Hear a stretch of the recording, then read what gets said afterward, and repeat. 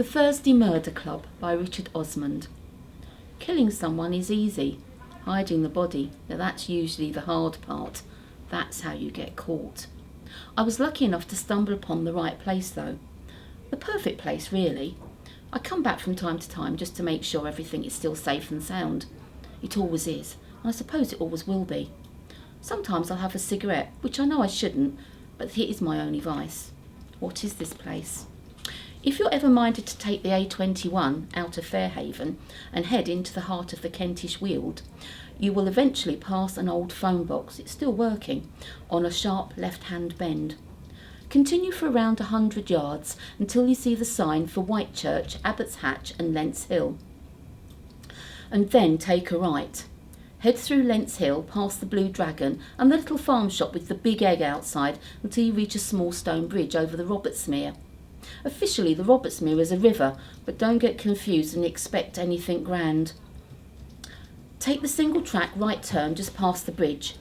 You will think you're heading in the wrong direction, but this is quicker than the way the official brochure takes you, and also it's more picturesque if you like dappled hedgerows. Eventually the road widens out, and peeking between tall trees you'll begin to see signs of life rising on the hilly land up to your left. Up ahead you will see a tiny wood-clad bus stop, also still working.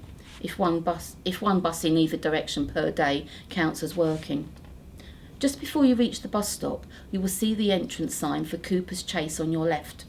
They began work on Cooper's Chase about 10 years ago when the Catholic Church sold the land.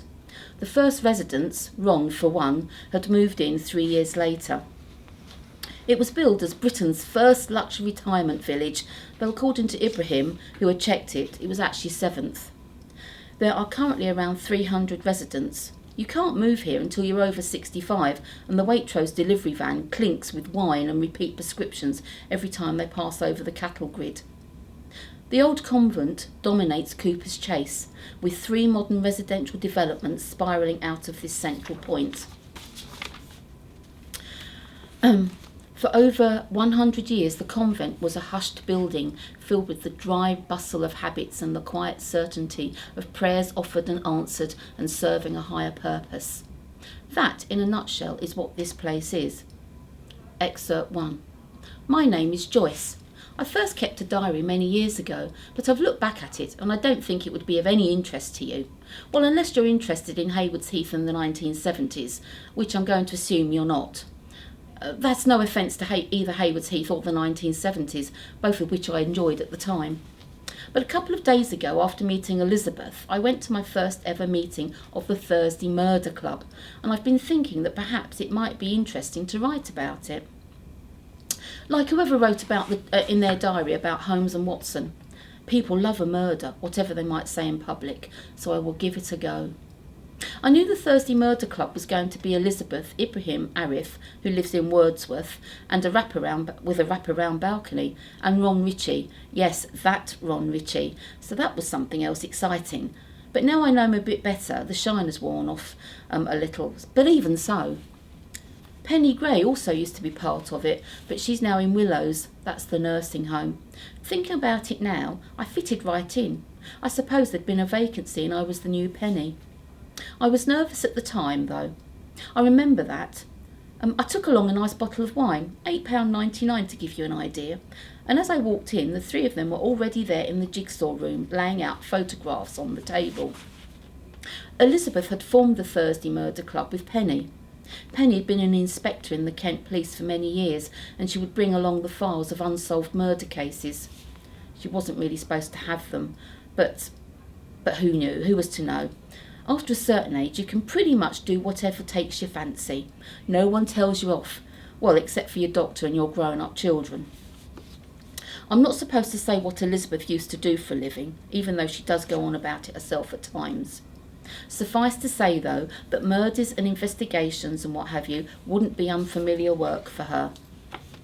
Elizabeth and Penny would go through every file, line by line, study every photograph and read every witness statement, just looking for anything that had been missed. They didn't like to think they were guilty people still happily going about their business, sitting in their gardens doing Sudoku, knowing they'd got away with murder. Also, I think that Penny and Elizabeth just thoroughly enjoyed it. A few glasses of wine and a mystery, very social but also very gory. It sounds good fun. They would meet every Thursday, that's how they came up with the name. It was Thursday because there was a 2-hour slot free in the jigsaw room, between art of history, or history of art, and conversational French. It was booked, and still is booked, under the name Japanese Opera, a discussion, which ensured they were always left in peace. There were certain favours both of them could call upon for different reasons, and all sorts of people had been called in for a friendly chat over the years. Forensic officers, accountants and judges, tree surgeons, horse breeders, glass blowers. They'd all been to the jigsaw room, whomever Elizabeth and Penny thought might help them with some query or other on an old case. Ibrahim had soon joined them. He used to play bridge with Penny and had helped them out once or twice with bits and bobs. He's a psychiatrist, or was a psychiatrist, or maybe still is, I'm not quite sure. When you first meet him, you can't see that at all, but once you get to know him, it made a sort of sense.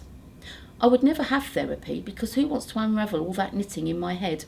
Not worth the risk, thank you very much. My daughter Joanna has a therapist, although you'd be hard pushed to know why if you saw the size of her house.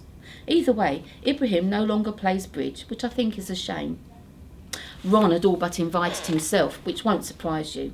He wasn't buying Japanese opera for a second, and walked into the jigsaw room one Thursday wanting to know what was afoot.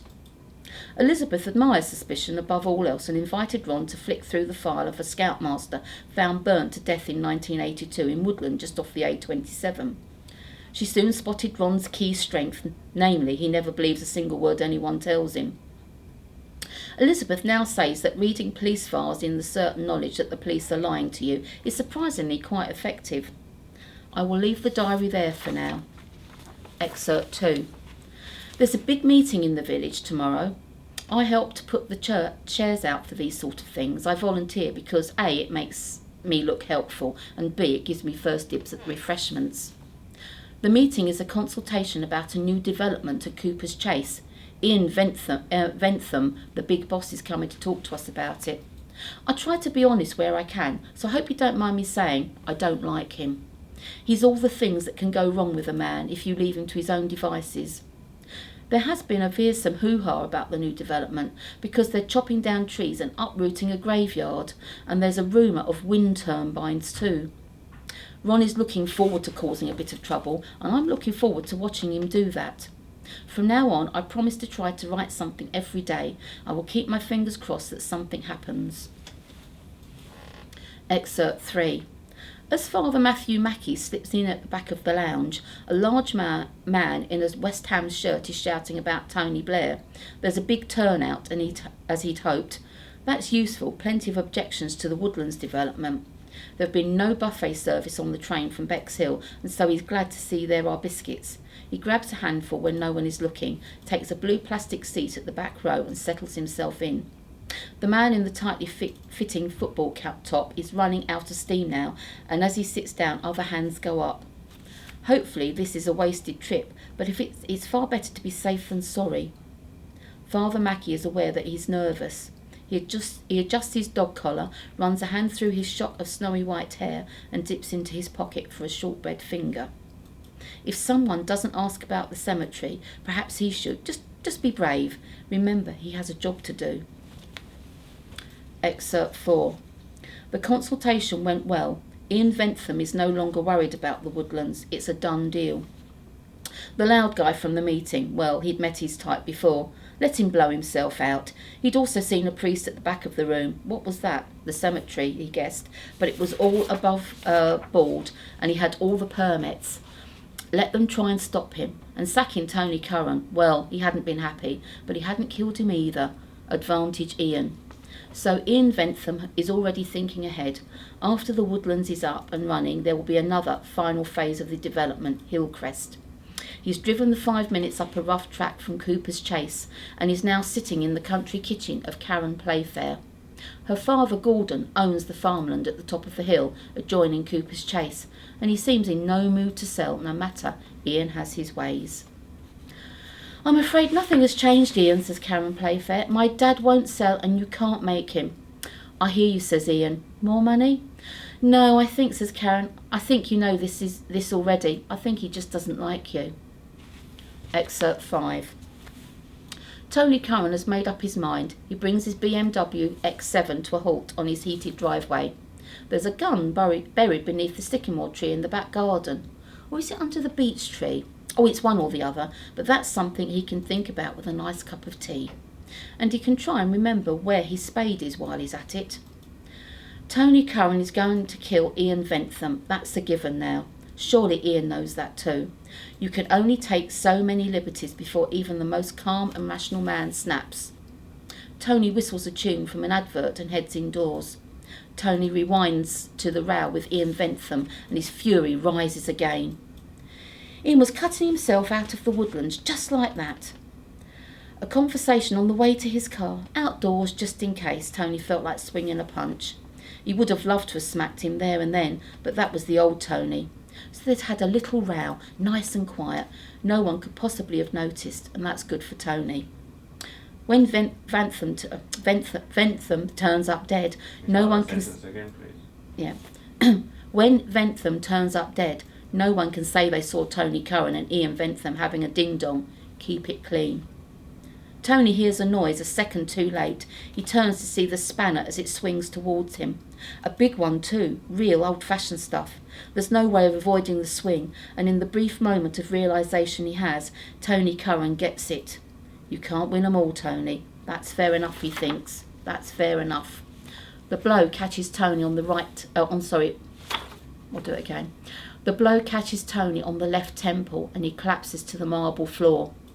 The birds in the garden stop singing for the briefest of moments, then continue their merry tune. High up in the sycamore tree, or is it the beech tree? He could never remember. The killer places a photograph on the worktop as Tony Curran's fresh blood begins to form a moat around his walnut kitchen island.